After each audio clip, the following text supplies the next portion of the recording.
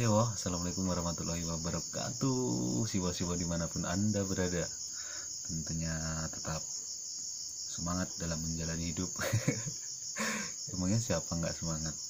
Semua pasti semangat lah buat menjalani hidup ya. Jadi ini udah tanggal 4 Desember 2020 dan alhamdulillah saya sudah sampai Sabang, sudah ke Tugu 0 kilometernya Indonesia ya.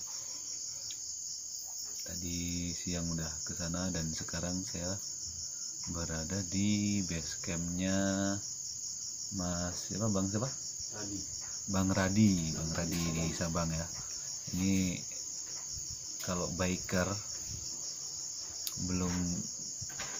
yang udah pernah naik ke Sabang belum kenal sama Bang Radi, ini kebangetan. Mendingan nggak ketemu pacarnya daripada nggak ketemu Bang Radi. Jadi Bang Radi ini punya camp ya, nanti atau besok kita ajak ngobrol-ngobrol awal mulanya berdirinya camp ini gimana gitu. Tapi yang hari ini malam ini aku cerita dulu soal perjalanan, melanjutkan video-video yang sebelumnya ya. Oke lah, kita mulai dari Padang habis jalan-jalan kan dari Sitinjau terus ke Tugu Gempa, itu tanggal 28 ya. Tanggal 29 Desember saya itu tanggal 29 November saya berencana mau geser sedapatnya mau geser sampai mana kan. Jadi keluar dari kosan mereka itu sekitar jam 2 kami keluar kosan. 15 menit jalan kami mengalami trouble, koplingnya hilang dan mulai kemeropok toh. Kemarin aman-aman aja, pas istirahat aman-aman aja, giliran mau jalan trouble, itu mulai kemeropok. Dan seperti biasa ada Mas Pulung yang ngedem saya, sabar ngerokok dhisik. Jadi aku berusaha sabar. Itu trouble itu di jalan dan ditawarin sama si Mas Ibnu juga mau dibawa kosan apa gimana, dan kami pilih kita bongkar aja di jalan dulu, kita cari dulu masalahnya apa kok bisa koplingnya hilang. Nah langsung tak buka, tekan gue ngerokok sebatang sih toh, ngerokok sebatang kalau nyambi buka iban. Tak buka gen koplingnya, ternyata stud koplingnya hancur sama matahari kopling itu hancur gara-gara nggak ada oli mesin. Nah ini catatan penting buat kawan-kawan nih, usahakan setiap kalau pakai Vespa ya, sekali perjalanan sehari gitu cek oli mesin Anda. Jangan sampai kayak saya ini, nggak boleh ditiru ini karena teledor lah ya, bisa bilang teledor gitu lah. Jadi kebetulan hari Minggu itu, jadi muter-muter Mas Ibnu itu sama Bang Ipat itu udah nyariin muter-muter nggak nemu-nemu. Kebetulan ada anak Vespa juga lewat, berhenti dia nawarin, dia ada tapi walaupun bekas masih bisa dipakai. Oke lah, kami bawa. Nah tapi si Bang Ipat ini belum nyerah nih buat usaha nyariin itu barangnya, dan alhamdulillah Bang Ipat pun nemu itu di tempat orang, bukan bengkel ternyata. Jadi orang itu punya Vespa, lagi dandan Vespa di depan rumah, disamperin lah sama Bang Ipat sama Bang Pulung. Itu ditanyain punya alat itu enggak, ternyata punya. Harganya 50.000 ya? 40.000 harganya. Itu sudut kuping yang kuningan itu sama mataharinya. Dari situ saya pasang dan saya tambah oli.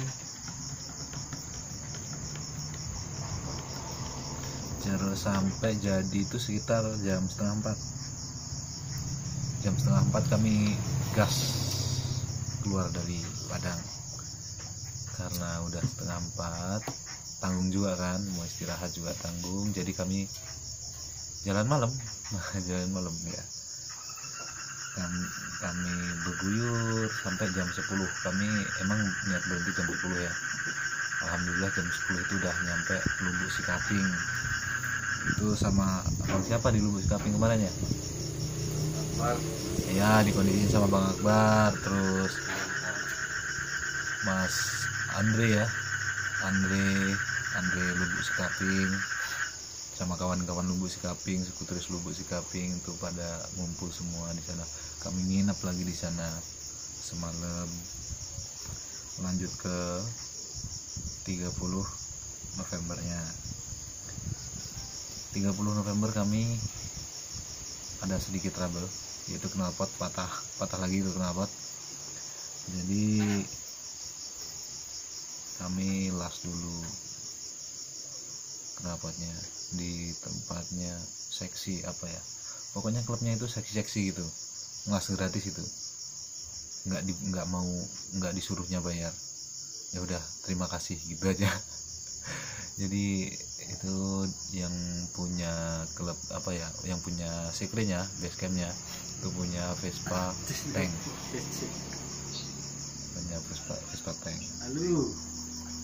Nah, kami keluar dari Lubuk Sikaping jam 12 siang. Kami keluar gas terus sampai di Kota Nopan itu sekitar jam 3.15. Tapi kita belum putuskan untuk istirahat di situ atau nginep di situ ya. Kami istirahat sebentar di kota itu, lalu kami gas lagi sampai di Padang Sidempuan, di tempatnya Mas Oge itu biker Alvarian ya. Jadi semua motor itu ada biker itu sampai jam 8 lah. Kami jam 8 ketemu Mas Oge, dikasih makan, dikasih ngopi, dikasih loh ini dikasih. Habis itu tidur baru paginya tanggal 1 Desember kita mulai gerak lagi pelan-pelan. Itu jam 9 kami mulai gerak sampai Sibolga itu sekitar jam 12, berarti 10, 11, 12, 3 jam ya. 3 jam kami jalan, kami istirahat di situ di Sibolga. Baru kita istirahat ngopi-ngopi, nggak lama juga istirahat sih, bentar doang. Langsung gas lagi untuk mencapai Aceh Singkil. Ya alhamdulillah sampai Aceh Singkil itu masih jam 5, jadi masih terang. Di situ kami dikondisikan sama Bang Andri juga, apa namanya ya, Andri juga sama anak CB Aceh Singkil, terus kawan-kawan lah banyak di sana. Kami nginep juga semalam di sana di rumahnya Bang Andri itu baik ke Alvarian juga apa ya. Oh enggak, Oge itu bukan Alvarian itu justru yang Andre ini. Kalau Oge itu Beat ya, gitu ya. Sorry tadi kebalik, sorry ya Bang Oge ya. Nah, baru kami gas lagi dari Aceh Singkil. Itu udah lumayan siang, jam 11 kami gas. Istirahat di pantai Aceh Selatan itu sekitar jam setengah tiga itu baru sampai situ. Terus kami gas lagi sampai di Blank PD. Di Blank PD itu udah jam 6 maghrib kan. Azan kami berhenti, kami beli minum, kami minum, dan alhamdulillah disamperin sama anak Vespa juga, anak Vespa Blank PD. Itu ada Bang Ali, banyak lah pokoknya, lupa aku namanya. Yang inget Bang Ali itu karena gokil orangnya. Di situ kami ya biasa dikasih kopi, kasih makan kopi beberapa kali sampai otaknya kembung. Baru kami setelah kenyang, kami ngantuk seperti biasa juga kan. Lalu kami tidur, bangun pagi karena saya pengen bangun pagi, jadi bangun pagi itu jam 7 udah bangun. Jam 7 bangun kami pindah ke bengkel. Jadi tidurnya di rumahnya temennya Bang Ali. Pagi itu bangun tidur pindah ke bengkel, kita ngopi di bengkel. Kebetulan yang punya bengkel datang, Pak siapa sih, Buyung di Blank PD. Nah Dia nanya ada masalah apa motornya. Nah motor saya itu kan olinya cepet habis, jadi saya bilang aja ini olinya cepet habis pak, dan sekarang koplingnya udah mulai hilang, apa kemungkinan ini setut koplingnya lagi kayak di Padang kemarin, katanya. Ya nggak bisa dipastiin gitu, coba aja bongkar dulu. Dibuka lah, tutup koplingnya, dilihat ternyata kuningannya masih bagus, mataharinya masih bagus. Baru dari situ saya takutnya kalau oli itu habis kan kering, takutnya bisa malah nambah parah, alat-alat spare part yang lain itu bisa tambah parah. Jadi saya putuskan bareng-bareng sama Mas Pulung, itu saya putuskan untuk di servis di bengkelnya Pak Buyung. Kebetulan Pak Buyung itu bengkel tua ya, bengkel apa, pokoknya dia berkelimang di berkecimpung di dunia Vespa, mesin Vespa itu tahun 88 itu 1988 itu udah berkecimpung. Dan dia punya kawan-kawan satu Sumatera itu dulu setiap Vespa ngeluarin seri terbaru dia selalu dapat pelatihannya. Jadi dia istilahnya resmi lah, dia ada sertifikatnya juga. Dan jadi kami ganti, dan itu akibatnya gara-gara nggak ada oli, rumah kopling yang itu kayak gini tuh itu rusak. Nah itu terus itu kan gara-gara olinya habis, gara-gara packing sama seal udah rusak ya. Jadi di situ saya beli packing, beli seal, sama baut mesin, baut crankcase yang panjang itu nggak ada ternyata. Jadi sama beli itu total 70.000, dan karena yang jualan anak Vespa juga di coating jadi 60.000, dan nggak cukup segitu aja kerusakannya, ternyata masih banyak yang rusak kayak produk kopling, terus rumahan kopling tadi, jengkolan, masih banyak lagi itu. Sama si Pak Buyung itu dikasih, jadi nggak dikasih baru emang, tapi dikasih bekas yang masih layak pakai, bukan jelek, bukan yang nggak layak pakai, tapi masih sangat layak pakai menurut saya. Karena kadang dia apa ya, yang punya itu mintanya diganti padahal masih layak dipakai, jadi sama Pak Buyung disimpan. Nah kebetulan saya ada kerusakan di situ, dikasih lah sama saya. Ya bagus menurut saya kerjaan Pak Buyung. Nah, ya Pak Buyung itu buka bengkel di jalan apa ya, pokoknya jalan masuk di Blang PD itu, di jalan yang lewat dalam lewat apa ya, kantornya apa pemerintahan lah, dekat-dekat kantor pemerintahan kayaknya kalau nggak salah sih. Nah di situ. Jadi kelar servis Pak Buyungnya, kelar servis itu jam 1 ya, jam 1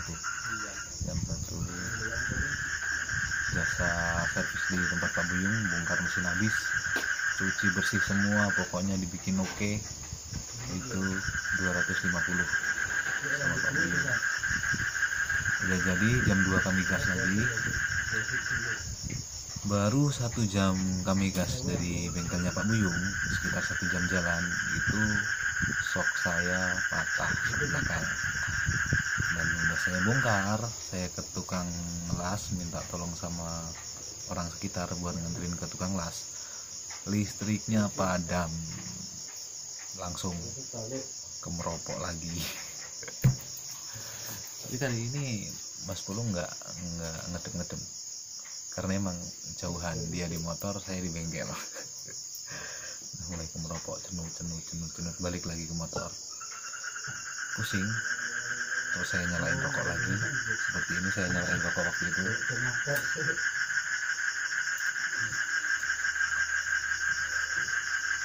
Nah seperti itu kurang lebih. Habis sebatang saya ngerokok, belum nyala. Saya WA Bang Ali ya, Bang Ali lagi kerja itu kebetulan. Bang Ali ini di daerah situ katanya nggak ada anak Vespa, dan saya mulai terhambat lagi nih perjalanan pasti nih. Saya udah pikiran kayak gitu. Nggak lama itu lampu nyala, alhamdulillah. Jadi kami langsung berangkat ke tukang las, kami las dan kami pasang lagi, kami gas lagi.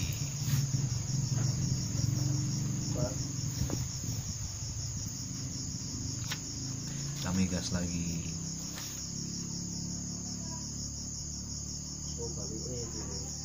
Kami gas dari itu, dari ngelas tadi ya, itu sekitar udah jam 4-an sih ya. Barulah kami istirahat di Mulaboh. Mulaboh itu jam 6:30 kami istirahat, jam 6 sampai 6:30 itulah pokoknya waktu maghrib kami istirahat di Mulaboh.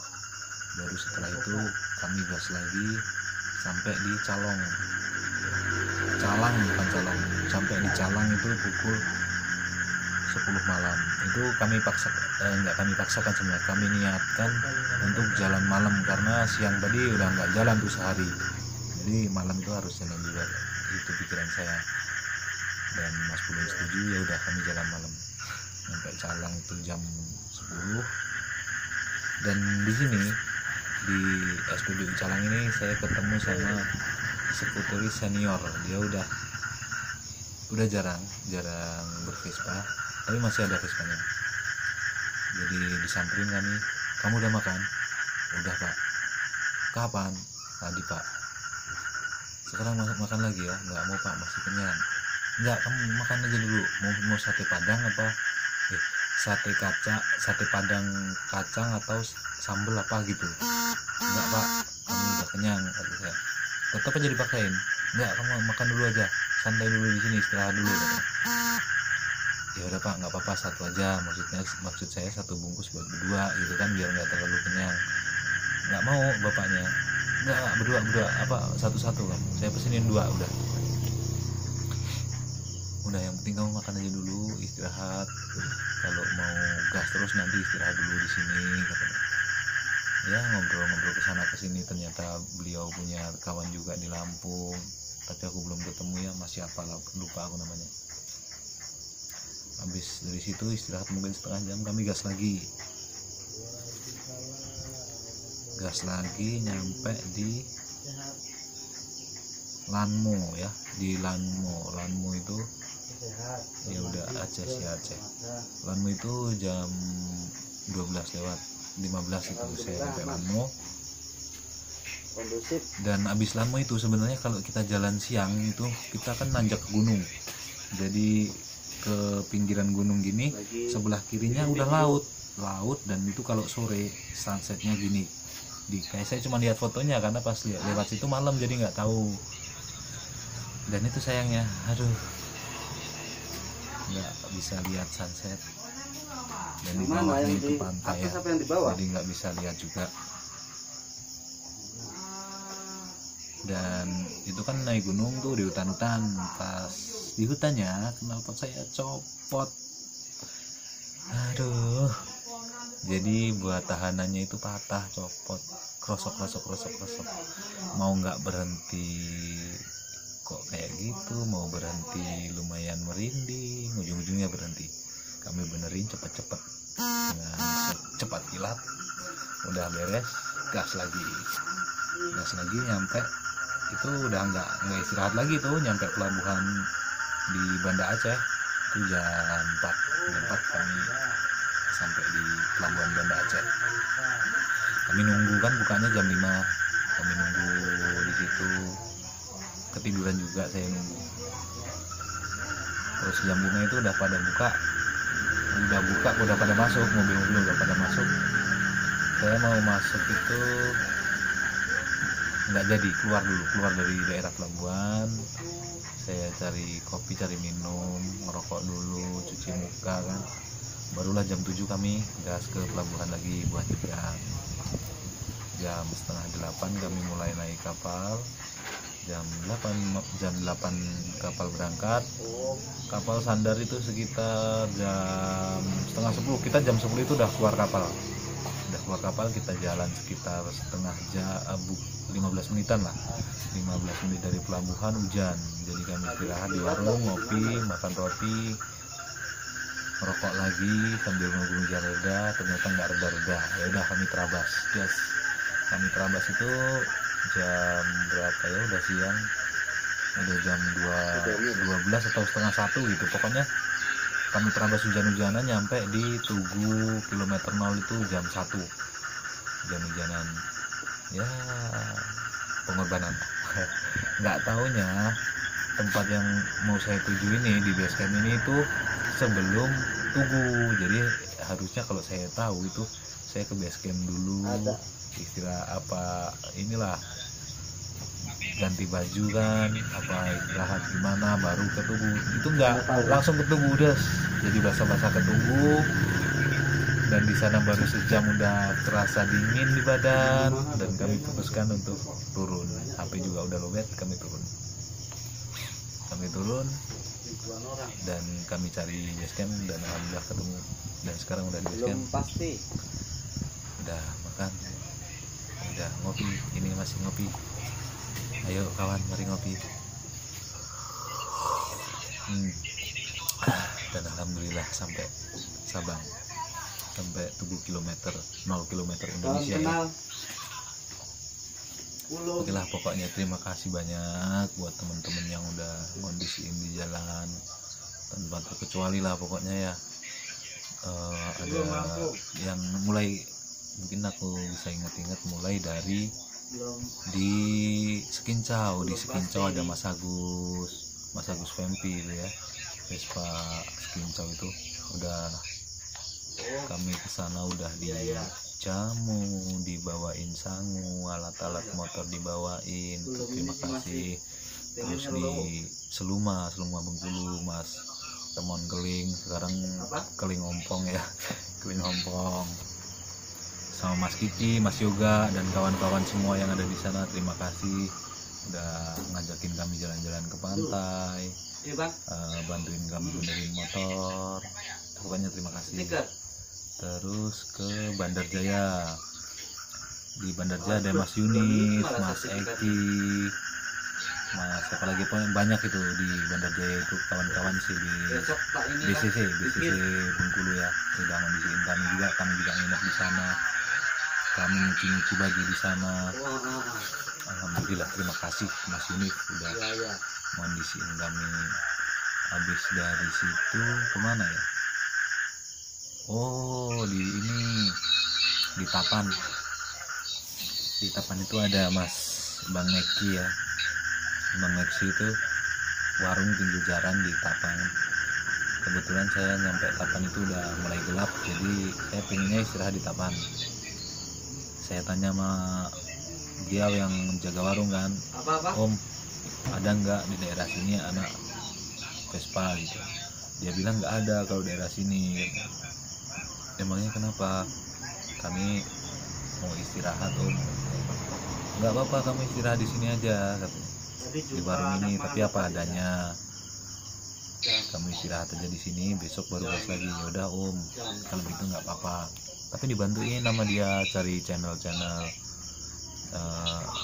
bantuan lah, channel yang ada bisa ngondisiin lah.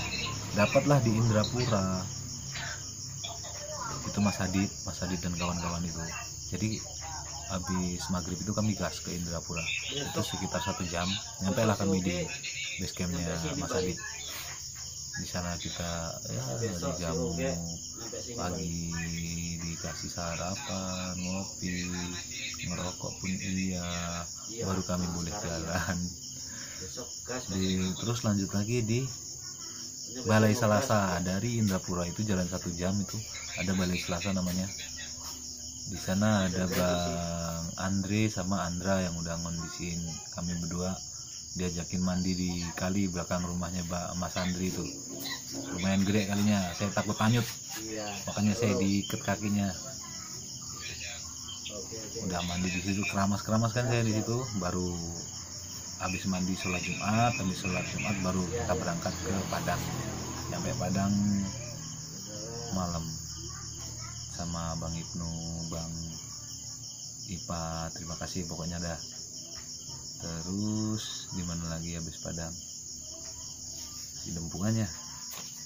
Padang, Lubuk Sikaping. Oh ya, Lubuk Sikaping, Mas Akbar, terima kasih. Mas Andri, terima kasih.